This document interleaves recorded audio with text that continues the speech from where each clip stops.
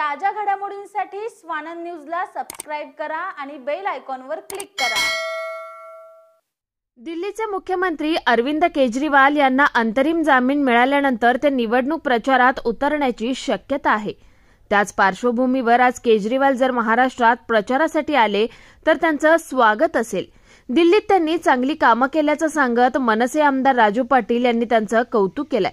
मात्र महाराष्ट्रात प्रचारासाठी आल्यास काही फरक पडणार नसल्याची प्रतिक्रिया मनसे आमदार राजू पाटील यांनी दिली आहे। कल्याण लोकसभेचे उमेदवार श्रीकांत शिंदे यांच्या प्रचारार्थ अंबरनाथमध्ये मनसे पदाधिकाऱ्यांच्या भेटीगाठी कार्यालयांचं उद्घाटन आमदार राजू पाटील यांच्या हस्ते करण्यात आलं।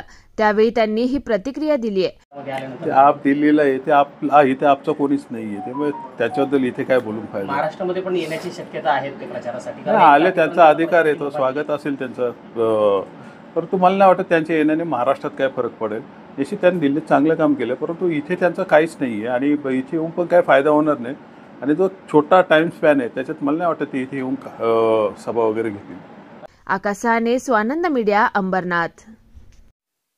ताज्या घडामोडींसाठी स्वानंद न्यूजला सबस्क्राइब करा आणि बेल आयकॉनवर क्लिक करा।